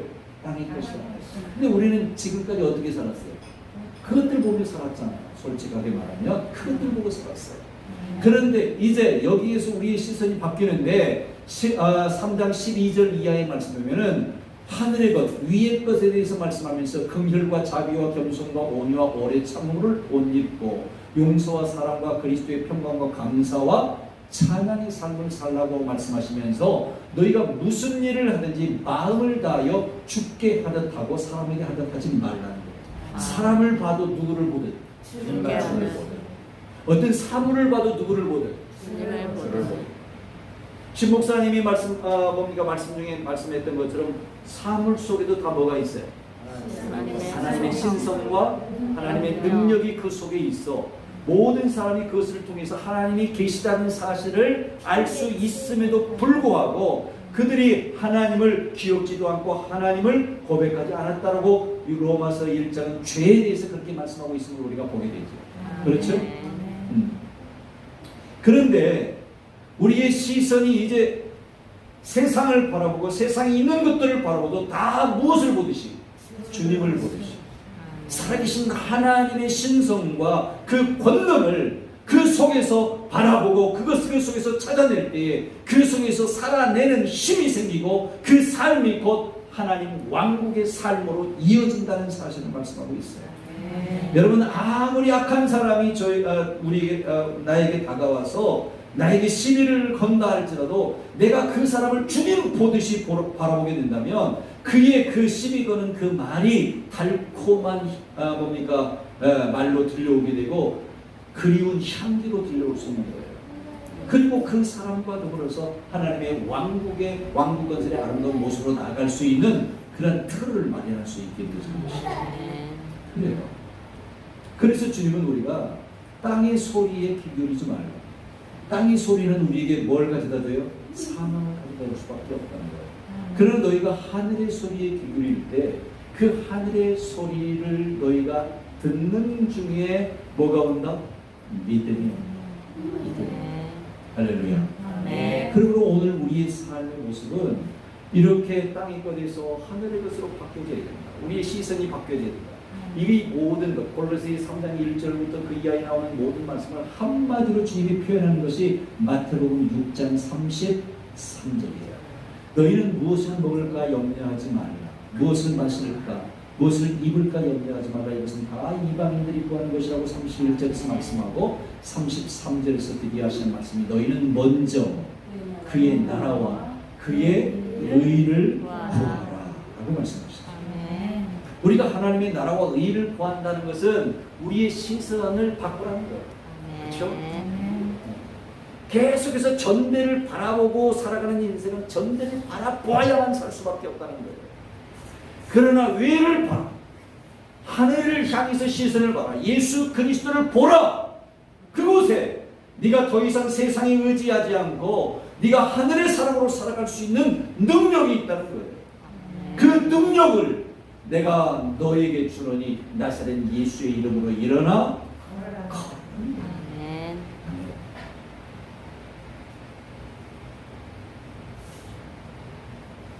예수님은요 언제나 그 방향이 아버지였어요. 서론에서도 잠깐 말씀드렸습니다. 예수는 그 시선이, 그 관심이 언제나 누구였다? 죄인들이었을까요? 세리들이었을까요? 우리가 예수는 가난한 자, 벌거진 자, 고통당하는 자, 세리와 과부들을 불쌍히 여겼다. 그러니까 예수는 늘 그들을 보고 사셨다. 천만의 만만의 말씀입니다. 예수님의 시선은요 세상의 그 모습들이 아니라 바로 아버지 하나님이셨어요. 예수님의 관심, 예수님의 시선, 예수님의 방향은 아버지께 초점이 맞춰져 있었어요. 네. 요한복음 5장 17절에 보면 내 아버지께서 일하시니 나도 일한다. 아버지께서 일하신 것을 봐야 일할 거 아닙니까? 보고 일한다는 말 아니에요? 여러분 요한복음 5장 19절에 보면 아버지께서 하시는 일을 보지 않고는 아무것도 내가 스스로 할 수 없다라고 했어요. 그러면 아버지께서는 어쩌셨는가? 아버지께서는 자기 아들을 사랑하사 자기가 행하는 것을 다 아들에게 어떻게 했어요? 보이셨어요. 그러니까 예수님의 삶은 아버지가 하시는 것을 그대로 보고 그대로 행하는 거였어요. 이게 바로 뭐예요? 의. 이게 의. 이게 의고 예수님은 다 그런 삶을 사셨어요. 그리고 이제 오늘 우리에게 말하기를 내가 아버지를 보고 사는 것처럼 너희는 나를 보고 살아라는 거야. 너희 시선을 바꾸라는 거예요. 아멘. 우리의 시선이 바뀌어져야 돼요. 우리가 육신이 원하는 것을 보고 행하면 육의 사람이라고 이야기해요. 영이 원하는 것을 보고 행하면 영의 사람, 하나님의 사람이죠. 하나님의 사람. 영의 사람이 아니라 무슨 사람? 하나님의 사람. 네, 하나님의 사람. 그런데 우리는 자꾸 뭐가 보여요? 세상과 세상에 있는 것들. 육신의 정욕과 안목의 정욕과 이생의 사랑. 네. 그런데요, 주님께서 말씀하기를 이 세상도 그 정욕도 다 지나가면서요. 오직 하나님의 뜻을 행하는 자는 영원히 거하느니라. 할렐루야. 할렐루야. 다시 말하면 너희가 세상과 세상에 있는 것들 육신의 욕과 안목의 욕과 이생의 자랑을 바라보면서 그것에 눌려서 그것을 좋아하고 그것에 의해서 살아가려고 하지만 이제 거기서 너희가 돌이키라는 거예요. 그리고 아버지의 뜻을 행하는 자가 되라는 거예요. 아버지의 뜻을 행하는 자가 그 안에 주님이 영원히 거한다라고 말씀하시죠. 그리고 17절을 뛰어넘어서 25절로 가봐요. 25절에 보면 그가 우리에게 약속하신 것은 이것입니다. 여기서 우리는 누구예요? 아버지의 뜻을 행하는 자예요. 아멘? 아버지의 뜻을 행하는 자에게 약속하신 것은 이것이다. 주님이 뭘 약속하셨어요? 영원한 생명. 할렐루야. 할렐루야. 여러분 우리가 예수님을 믿는다고 하는 것은 단순하게 고백하는 것이 아니에요. 영이 원하는 것을 행하는 것, 곧 영의 사람으로 살아내는 것이라고 하는 것이에요. 영의 사람으로 살아내는 것. 그래서 내가 예수님을 믿는다, 예수님을 영접한다라고 하는 것은 단순하게 내가 예수님을 믿는 어떤 그런 추상적인 그런 개념이 아니라 실제적 개념으로서 그분과 함께 한다는 것을 의미해요. 여러분 예수님을 영접하셨습니까? 예수님을 믿으십니까? 그렇다면 예수님이 여러분과 함께 하신 거 믿으십니까? 이렇게 가면 여기까지 하면 여러분이 대부분의 성도들이 아멘 잘하더라고요. 그런데 이 질문을 하면 다 막혀요. 어떤 질문이냐? 바로 그러면 여러분은 예수님과 함께하는 삶을 살고 있습니까?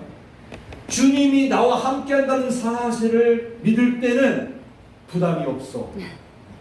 그런데 내가 주님과 함께해야 된다는 사실을 이야기하면 부담이 어째요? 확 들어요. 부담이 확 들어요. 이 사람은 믿는 사람이 죄송하지만 아니에요. 우리가 주님과 동행, 주님과 함께하는 삶을 살아야 된다고 했을 때 아멘!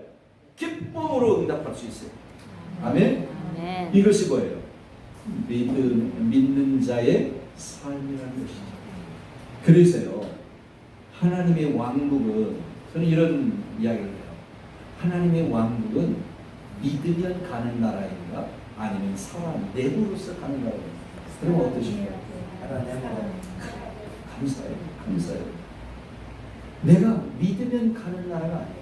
하나님의 왕국은요, 사람 내부로 가는 나라예요. 사람 내부. 진행, 현재 진행. 하나님의 왕국은 이미 우리 안에 들어와 있지만, 주님께서 우리 안에 그 나라를 주셨지만, 이제 우리는 그분과 함께 그 나라의 삶을, 그 왕국의 삶을 어떻게 해야 돼요? 매일매일 살아내야 돼요. 할렐루야. 그럼 여러분 여기서 묻겠습니다. 죄송해요. 자꾸 질문이 많아서. 여기서 한 가지만 물을게요. 그러면 여러분들은 지금 그 나라의 삶을 지금 살아내고 계십니까? 네? 살아내고 계세요?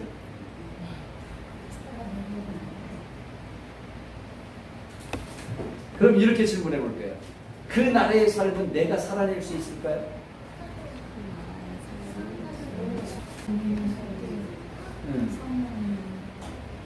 내가 살아낼 수 없어요. 죄송하지만 우리는 도저히 그 나라의 삶을 살아낼 수 있는 힘이 없어요. 그런 능력이 없어요. 그래서 주님께서 우리에게 약속하신 것이 있어요. 그게 바로 그죠? 보혜사 성령을 보내주시겠다는 말씀이에요. 아멘. 내 힘으로는 왕국의 삶을 살 수 없어요. 성령님이 내게 오셔야만 살 수 있어요. 성령님께서 내게 역사하셔야만 내가 왕국의 삶을 살아낼 수 있는 힘이 생기는 거예요. 하나님의 나라는 제자들에게 임했고 하나님의 나라는 모든 믿는 자에게, 초대교회 믿는 자들에게 임하였지만 성령이 오지 않았을 때 그들은 두려움과 공포와 좌절에 매인받아서 문을 걸어 잠그고 두려움에 떨 수밖에 없었어요. 그러다 성령이 오시니 이제 내 삶이 내가 사는 것이 아니라 성령이 사는 삶이요 성령이 사는 삶으로서 하나님의 왕국을 이루니 담대함이 생겼고 그들이 나아가서 복음을 증거하기까지 죽기까지 순종하는 그런 삶의 모습으로 그들이 변화되어졌다는 사실이에요. 성령은 우리 안에 임하셔야 되고 임하신 줄로 믿습니다. 그래서 우리는 이 성령님을 주님이 보내신 보혜사로 보혜사로서 우리를 돕는 자로서 우리가 고백할 수 있는 것입니다. 자, 그러면 한 가지만 좀 같이 생각하고 넘어갈게요. 우리가 성령님만 보혜사입니까? 아니면 보혜사는 또 있을까요? 그렇죠. 감사합니다, 목사님. 가르쳐 주셔서 예수님도 보혜사. 예수님도 보혜사. 그럼 예수님은 어떤 보혜사? 네? 예수님은 우리를 죄에서 구속시키는 보혜사. 아멘. 성령님은 그래서 다른 보혜사를 보내겠다고 했잖아요. 그 다른 보혜사 그 성령이 오셨어요. 그 성령은 보혜사인데 성령은 어떤 보혜사일까요? 믿음으로 살아가게 하시는 할렐루야. 그렇죠. 우리가 왕국의 삶을 살아내도록 도우시는 보혜사. 이분이 누구세요? 성령님이에요. 그럼 우리가 왕국의 삶을 살아내려면 뭐가 필요해요? 말씀이 필요하죠. 말씀. 그래서 성령님은 오셔서 뭘 하셔요? 어떤 영이세요? 성령님은 예수님은 진리 그 자체이시고 성령님은 진리의 영으로서 오셔서 우리에게 하나님의 말씀을 가르치고 예수님이 하신 말씀을 생각나게 하시죠. 할렐루야. 그렇게 하시는 성령님은 또 다른 뭐예요? 보혜사. 그리고 말씀을 통해서 우리가 하나님의 왕국의 삶을 살아내도록 이렇게 돕는 보혜사, 그분이 바로 성령님이세요. 그러니 내가 왕국의 삶을 살아내려면 반드시 누가 내 안에 오셔야 돼요? 성령이 오셔야 돼요. 할렐루야. 성령님이 오셨습니까? 성령님이 여러분 안에 계십니까? 제가 목사님들에게 이 질문을 드리면 너무 죄송해요. 건방지죠. 네. 그러나 우리가 이런 시간을 통해서 또 고백하면 그것이 내 삶 속에서 놀라운 또 다른 변화를 일으켜줄 줄로 믿습니다. 아멘. 성령께서 우리 안에 오셨습니다. 아멘. 그러면 오셨으니 이제 끝났습니까? 어떨까요? 오셨으면 끝나요? 아니죠. 성령이 우리 가운데 오셨으면 그 다음에 뭐 해야 돼요? 성령의 충만한 삶을 살아야 되죠. 그래서 성령 충만해야 된다. 너희는 성령의 충만을 충만이 뭐예요? 그냥 아구까지 꽉 성령님이 그냥 제 머리 끝까지 꽉 찬 것이 충만이에요. 뭐가 충만? 성령 충만은 우리가 그분이 갖춰주시는 말씀을 따라 어떻게 해요? 살아내는 것. 다시 말하면 성령의 인도하심, 통치하심에 따라서 내가 철저하게 통치를 받는 삶, 이것을 뭐라고 해요? 성령 충만이다. 이렇게 고백할 수 있어요. 성령 충만. 그러면 성령이 이제 내 안에 오신 것은 나로 하여금 왕국의 삶을 살아내도록 하기 위해서 오셨는데, 내가 성령 충만할 때에 그분의 인도하심을 받으면서 하나님 왕국의 삶을 살아내는 그런 하나님의 사람들이 되어진다는 사실을 믿으시기를 주의 이름으로 축원합니다. 아멘. 성령 충만해. 성령의 충만함을 그래야 내가 왕국의 삶을 살아낼 수가 있게 되는 사실이죠. 자, 세 번째로 주님과의 필연적 만남을 위해서 우리가 바꿔줘야 될 것이 있는데, 그것은 바로 삶의 목적이 바꿔져야 된다는 사실. 삶의 목적. 많이 잘 어울립니다. 삶의 목적. 마태복음 6장 33절에 이제 우리의 목적은 어디에다 두어야 된다? 하나님의 나라에 두어야 된다. 그리고 그 나라에 둘 뿐만 아니라 예수 그리스도를 따라가는 삶에 두어야 된다. 아멘? 아멘. 그의 의를 구하라고 하는 것은 하나님의 나라의 어떤 righteousness, 아주 올바른 뭐가 있어서 그것을 내 것으로 만들어야 된다. 여러분, 저는 그런 의미로 이걸 받아들이고 싶지 않습니다. 네.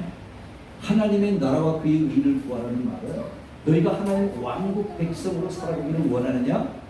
그분의 통치를 받으면서 그분을 따라가는 삶을 살아라. 이것이 의다. 주님이 우리에게 그렇게 깨닫게 하신다는 사실이에요.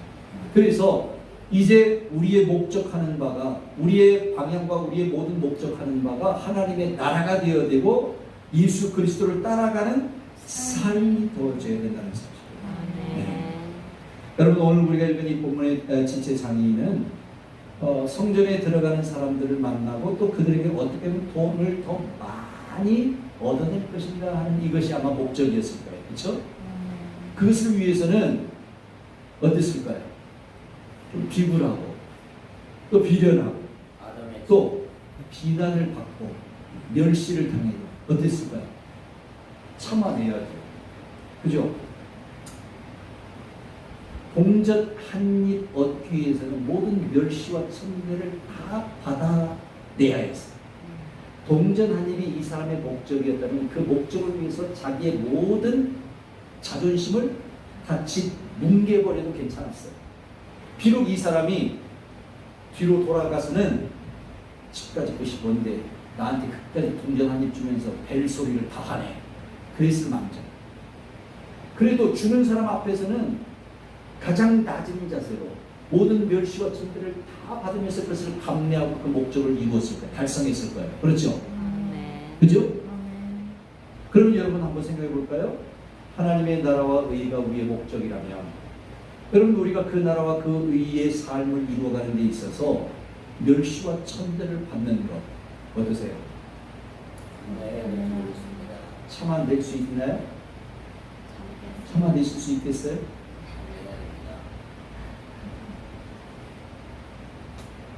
여러분 다 그럴 수 있는 분들인 줄 믿습니다.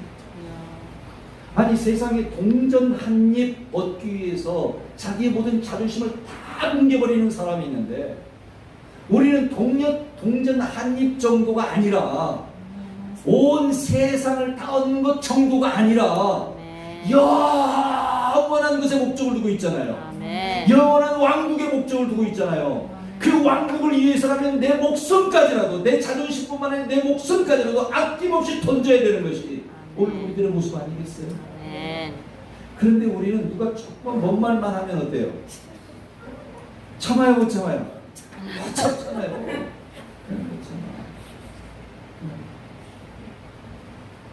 그리고 못 참으면서 하는 말이 있어요. 의분이 나서 그래. 의분 무슨 의분이에요?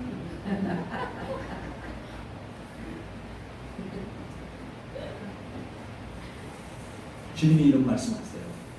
33절 2절에 30절에서 이 믿음이 작은 자들아 라는 표현을 했어요. 이 믿음이 작은 자들아. 책망하시죠.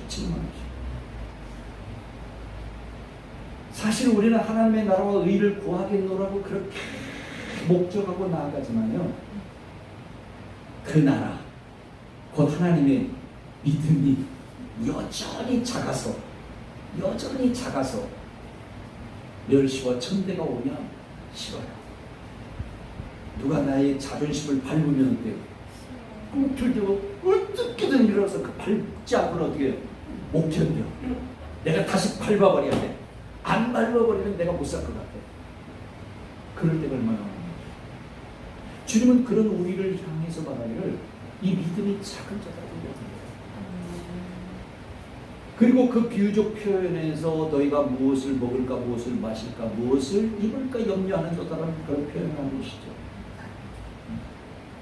왜 세상적 기준에다 너희의 삶의 기준을 두느냐? 너희가 정말 하나님의 나라와 하나님의 의를 구하는 자라고 한다면 먹을 것, 마실 것, 입을 것이라고 하는 그런 세상적 기준에다가 모든 것들을 두지 말고 이제 너희의 목적하는 바가 바뀌었으면 바뀐 그대로 살아라는 거예요. 바뀐 모습답게 살아라는 거예요. 너희가 그리스도인 되었으면 그리스도인답게 살아라는 거예요. 예수님이 내 죄를 위해서 십자가에 못 박혀 돌아가셨다. 그 피값을 지불하시고 내가 구원함을 받고 구속함을 받았다라고 믿어진다면 너희가 그 예수님 짜리로서 예수님 짜리답게 살라는 거예요. 아멘. 우리는 무슨 짜리라고요? 예수님 짜리. 예수님 짜리. 네, 예수님 짜리. 이 미가엘 반죽이는 얼마짜리인가요? 한 40만 원, 50만 원 하나요? 이 미가엘 반죽이는 50만 원짜리예요. 다시 말하면 50만 원이라는 값을 지불해야만 어떻게 해요? 내 것이 돼요. 그런데 여러분, 우리는 얼마짜리라고요? 영원짜리. 우리는 예수님 짜리. 한 번만 따라서 해주시죠. 나는 예수님 짤이야. 나는 예수님 짤이야. 왜 예수님 짤이가 됐어요? 예수님이 피값을 지불하고 사셨다고 하잖아요. 그렇죠? 우리 하늘님 교회는 얼마짜리 교회예요? 예수님 짜리. 이 건물값이 얼마나 된다더라? 5억이더라. 아, 우리 하늘님 교회는 5억짜리야. 얼마짜리예요? 예수님 짜리. 예수님 짜리. 왜? 예수님께서 자기 피로 사신 교회예요. 피값을 지불하셨잖아요. 그러니까 우리는 피값으로 지불하고 사신 예수님 짜리. 예수님 짜리. 그럼 예수님 짜리로서 예수님 짜리답게 지금 살고 있나요? 자, 이 미가엘 반죽이를 50만 원 주고 샀어요. 50만 원짜리예요. 근데 50만 원 주고 샀는데 사와가지고 몇 번 사용했더니 이것이 삐하고 이상한 소리를 내고 제대로 작동이 안 다네? 그러면 어떻게 해야 돼요? 바꿔야 돼요. 예. 그죠? 이게 산지 며칠 안 됐으니까 바꿔야지. 이게 현명하네요. 예, 바꿔야 돼요. 예. 가서 불리고 다른 곳으로 바꿔달라고 이야기를 해야 되죠. 그런데 이제 한 1년 되고 2년 됐어요. 그죠? 이거 산지 좀 된 것 같아요. 자, 고장났어요. 고칠 수가 없대요. 그럼 어떡하죠? 버려야죠. 버리게 돼요. 이것이 50만 원짜리였더라도 제 기능을 다하지 못하니까 어떻게 해버린다? 버려버린다. 여러분이 예수님 짤이세요? 아멘. 예수님 짤이세요? 아멘. 예수님 짤이라면 예수님 짤이로서의 기능을 다하고 계세요? 예수님 짤이답게 살고 있느냐 이 말이에요. 아, 내가 처음 예수님 믿고 1년 동안은 예수님 짤이답게 살았어. 그래서 사는 것처럼 살았지. 그런데 점점 내가 신앙생활을 하면서 시간이 지나보니까 내가 가지고 있었던 모든 것들을 다 지금 잊어버렸어. 기도하는 것도 까먹어버리고 찬송하는 것도 까먹어버리고 말씀도 까먹어버리고 이것도 까먹고 저것도 까먹고 다 까먹어버렸어. 나는 믿어도 믿는 것 같지가 않아. 이게 뭐예요? 고장난 거예요. 고장난 미가엘 반죽이에요. 고장났으면 어떻게 해야 돼요? 고쳐야 돼요. 할렐루야. 하여튼 고쳐서라도 쓰기 바랍니다. 제발 주님 앞에서 버림받지는 마시기 바랍니다. 아멘. 버림받지 않기 위해서 내 목적을 다시 세워가는 거예요. 아멘. 하나님의 나라와 의의 내 목적을 다시 두는 거예요. 아멘. 그런데 수많은 사람들이 버려진다는 사실. 그럼 우리 기억하셔야 돼요. 예수님께서 그 피값으로 우리를 사신 우리는 예수님 짤이지만 우리가 그 기능을 다하지 못할, 다시 말하면 그 나라의 삶을 살아내지 못할 때에 버림받을 수 있다는 사실을 아셔야 돼요. 우리가 그 모델을 어디서 찾죠? 출애굽 사건 속에서 찾게 돼요. 그렇죠? 이스라엘 백성들이 광야 40년 동안 엎드러 죽었어요. 네.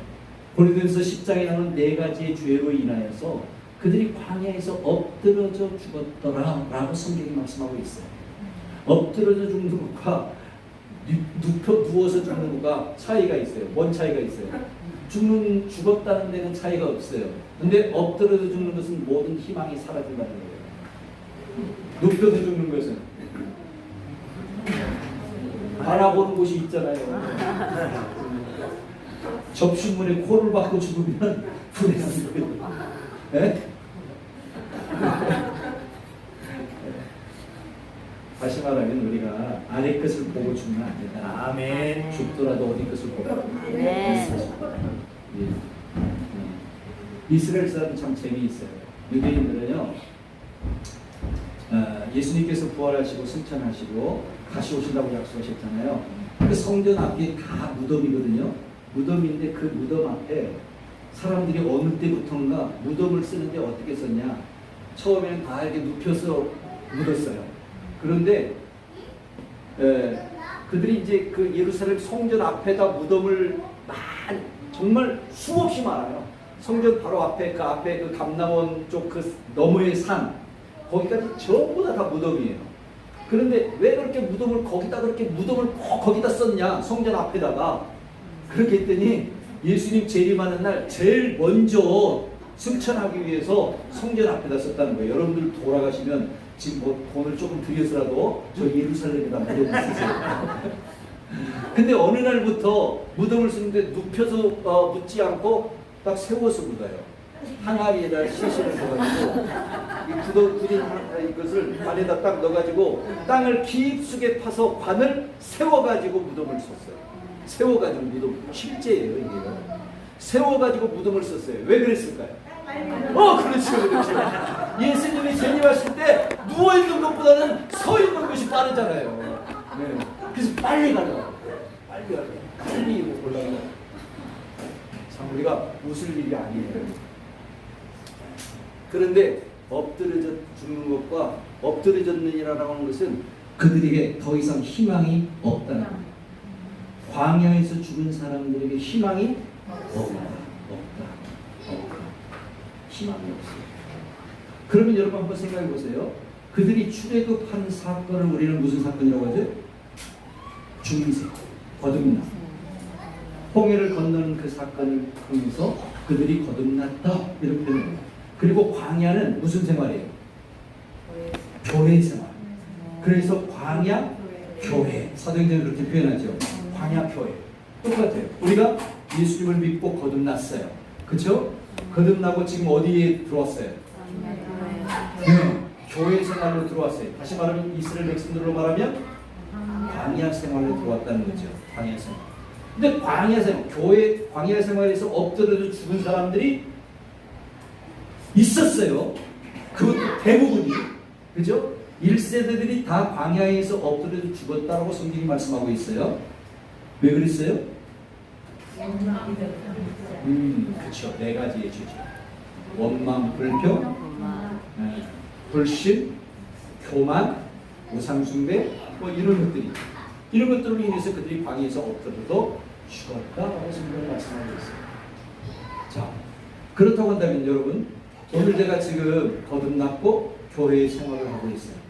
교회 생활을 하는 우리들이 엎드려 죽을 가능성이 있다. 그냥 믿는 것으로 천국 간다면 없어요. 잘 이해를 하셔야 됩니다. 믿는 것으로 천국 간다면 없어요. 근데 하나님 왕국은 믿어서 가는 나라예요? 살아냄으로 가는 나라라고 있어요. 살아내야 된다고 있어요. 그러면 우리는 교회 생활 속에서 천국 삶을 살아내야 돼요. 제가 준비한 말씀은 너무 많지만 시간이 너무 많이 가서 죄송해요. 여기서 끊어야 되겠어요. 마지막으로 한 말씀만 드릴게요. 그러면 우리가 어떻게 하나님의 나라의 삶을 살아낼 수 있을까요? 하나님의 나라는 무언가를 알면 돼요. 하나님의 나라는 뭔가? 뭐다? 하나님의 나라는 이렇다. 하나님의 나라는 성령 안에서 의와 평강과 희락이다. 할렐루야. 하나님의 나라는 의와 평강과 희락인데 어디 안에서? 성령 안에서.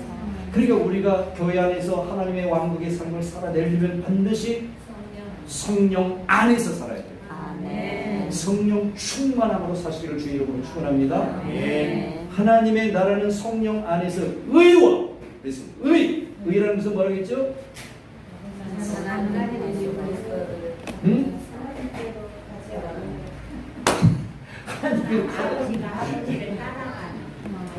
그래요. 그냥 의는 그냥 쉽게 생각해서 쉽게 말해서 예수님 따라가는 거예요. 예수님 따라가는 거. 예수님이 하라 하는 대로 하는 거예요. 그럼 교회 생활은 어떤 생활이 돼야 돼요? 예수님이 하라는 대로 하면 되는 거예요. 목사님이 하라고 하면 하라는 대로 하면 돼요?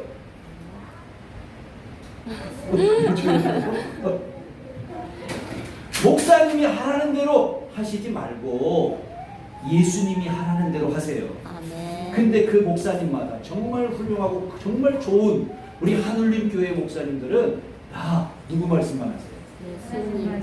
예수님 말씀만 하시고. 할렐루야. 아멘. 아멘. 아멘. 그러니 목사님 말씀을 따라가야 되겠지. 아멘. 그러나 더 정확하면 이 마지막 때에는 목사님의 말씀도 너무나 정말 흔들리는 부분들이 많아요. 그러니까 목사님 말씀 따라가면 안 돼요. 철저히 누구 따라간다? 예수님 따라간다. 예수님 따라간다. 이게 의예요. 하나님 나라에서 이루어가는 의예요. 예수님을 따라가지 않으면서 나는 하나님 나라의 의를 가지고 산다. 이건 거짓말이에요. 말씀대로 사는 자가 그 나라의 의를 누릴 수 있어요. 아멘. 두 번째로 뭐라고? 하나님의 나라는 평강이 나왔어요. 평강. 평안이라는 거죠. 이 평강은 어디로부터 오는 거예요? 위로부터. 내가 너희에게 평안을 주는. 이 평안은 세상이 주는 것을 하지 않는다. 너희는 근심도 하지 말고 두려워하지도 말라. 그렇죠? 내가 너희에게 평안을 준다. 여러분 하나님 나라의 삶은 평안입니다. 오늘 여러분이 하나님 나라의 삶을 살아내기 위해서는요, 여러분 자신의 모든 삶 속에 뭐가 임해야 돼요? 평안. 할렐루야. 그래서 서신서들을 보면 모든 교회에 주시는 첫 번째 메시지가 뭐냐면 하나님 우리 아버지와 주 예수 그리스도로부터 오는 은혜와 평강이 너희에게 있을지어다. 에베소 1장 2절의 말씀. 이것이 시작 서두의 말씀일 뿐만 아니라 끝날 때도 동일한 말씀입니다. 이것이 모든 서신서들에게 표현은 다르지만 다 이 말씀들을 사용하고 있어요. 하나님이 주신 평강이 우리 속에 존재할 때에 우리가 하나님 나라의 삶을 살아가는 모습이 되기 때문에 네, 오늘 여러분 안에 이 평안이 있기를 주님의 이름으로 축원합니다. 세 번째 뭐라고요? 기쁨. 희락. 기쁨이라고 했어요. 기쁨과 즐거움, 희락. 하나님의 나라는 기쁨이. 오늘 여러분 기쁘십니까? 여러분 안에 기쁨이 넘치십니까? 뭐 아멘을 하면 저만 기쁜가요? 다 기쁘시죠? 표현 안 해도 기쁘시죠? 네. 여러분 안에 기쁨이 있기를 주의 이름으로 축원합니다. 할렐루야. 어떤 기쁨이에요? 위로부터 오는 기쁨이에요. 말씀이 주는 기쁨인 줄 믿습니다. 시편 16편 11절 다윗이 고백하기를 주께서 생명의 길로 내게 보이시니 주의 앞에는 기쁨이 충만하고 주의 오른편에는 영원한 즐거움이 있나이다 라고 말씀하셨어요. 그 생명의 길을 내게 보이신다는데 그 생명은 어디에 안에 있어요? 말씀 안에 있다고 했어요. 말씀. 말씀 속에 그 생명이 있는데 그 생명의 길을 내게 보이시리니 주의 앞에는 기쁨이 충만하고 주의 오른편에는 영원한 즐거움이 있나이다. 그렇다면 그 주님이 지금 어디 계세요? 저기 계세요? 그 주님이 우리 권사님 안에 계시죠? 아멘. 아멘. 네. 주님이 내 안에 계신다면 내 안에 계신 주님의 앞에 지금 뭐가 있어요? 충만한 기쁨. 그 주님의 오른편에는 영원한 즐거움. 그러면 그 주님이 내 안에 계시니 내 앞에는 뭐가 있어요? 기쁨이 있으세요? 그냥 기쁨 정도가 아니라 샘솟는 기쁨, 충만한 기쁨. 할렐루야. 아멘. 오른편에, 내 오른편에 뭐가 있어요? 영원한 즐거움. 영원한 즐거움. 그 영원한 즐거움이 오늘 나와 함께하고 있어요? 이 사람이 천국의 삶을 사는 거예요. 그래서 우리 믿는 성도들은요, 늘 기쁨으로 충만해요. 세상에 아무리 힘들고 아무리 고통스럽고 아무리 괴롭더라도 샘솟는 영원한 즐거움이 내 삶을 장악하고 내 삶을 막 통치해야 돼요. 아멘. 아멘. 제가 지지난주에 어떤 장로님 한 분을 만났어요. 이분 말기암이에요. 상담이 들어와가지고 제가 그분을 만났는데 그분이 4년 전에 대장암이 왔어요. 그리고 어떻게 치료를 잘 했는데 2년이 흐르고 2년 뒤에 이 대장암이 간암으로 전이가 됐어요. 그리고 또 막 항암주사 맞고 막 열심히 치료를 해가지고 좀 괜찮아지고 좋아진 듯 했는데 다시 2년, 지금 4년째 만에 어떤 암이었냐면 뼈암이었어요. 근데 이 뼈암은요, 사람을 미치게 만들어요. 네, 제가 이 호스피스 봉사를 하면서 보면 제일 고통스러워하는 사람들이 누구냐면 췌장암, 그 다음에 뼈암이에요. 뼈에 암이 전이된 사람들이 너무 큰 고통이 있어요. 진통이 있어요. 그러니까 이분도 막 진통이 왔어요. 진통이. 예, 막 너무 고통스러운데 병원에 와서 처방을 받았기를 무슨 처방을 받냐면 아편 처방을 받은 거예요. 아편약 처방을 받았어요. 근데 그걸 먹고 나니까 어때요? 통증이 싹 사라진 거예요. 밤에 잠을 잘 주무신 거예요. 그래 저희가 와서 하는 말이, 목사님, 제가요 요즘 기분이 좋거든요. 왜 좋으세요? 예, 제가 통증이 싹 사라졌어요. 아유, 내가 이렇게 통증이 사라진 거 보니까 이제 살 것 같아요. 그러더라고요. 근데 저는 알아요. 그 통증이 사라진 것은 뭐 때문이다? 아편약 때문이다. 근데 이것이 조금 시간이 더 흘러가다 보면요, 아편약 가지고 듣지를 않아요. 그럼 이제 뭐예요? 아편? 주사를 맞아요. 그것이 혈관을 통해서 주사약이 들어가면 또 조금 나아져요. 근데 그것도 안 되면 이제 또 다른 방법들이 동원되어지면서 그 통증을 완화시키는 그런 일들을 호스피스 병동에서 계속 이루어 나가요. 네. 그런데 그분은 모르시는 거예요. 지금 내가 아프지 않으니까 살만하다고 생각합니다. 네. 근데 그분의 표정이 하늘을 날아갈 것 같아요. 하늘을 날아가고 있어요. 왜? 안 아프다는 거예요. 안 아프다는 거예요. 그런데 또 한편으로는 그 이야기를 그분이 하니까 그분 옆에 이제 권사님이 계시는데 권사님이 저한테 그래요. 뒷디물을 하시는데 저는 알거든요. 그런데도 그분이 하시는 거예요. 목사님, 이게 약봉지예요, 약봉지 하면서 가방에서 약봉지를 꺼내요. 꺼내더니 이 약봉지 속에 이게 아편약이에요. 아니 장로님이 그 소리 할 때 거기 그 말 안 하면 얼마나 좋겠어요. 그죠? 근데 이게 아편약이에요. 이거 먹어서 그래요. 주책도 바가지더라고요. 그런데 그 말을 하든 말든 상관없이 내가 지금 안 아프다는 거예요. 여러분, 잠깐 통증이 있다가 사라지면 즐거운 거예요. 잠깐 통증이 있다가 멈춰도요, 기쁜 거예요.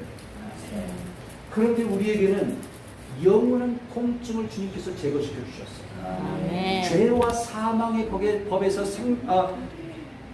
생명과 성령의 법이 죄와 사망에 대해서 우리를 어떻게 했어요? 해방시켰어요. 우리의 모든 고통, 모든 좌절을 한꺼번에 완전하게 해방시켜버렸어요.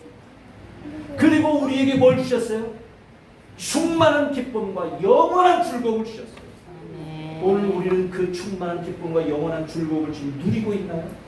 누리시기를 주의 이름으로 축원합니다. 네, 누리세요. 이 장로님은요, 자기가 병원에 와서 매일 투약을 해야 되고 또 약을 사다 먹어도 돈이 들어가야 되잖아요. 돈 들어가는 거 생각도 안 해.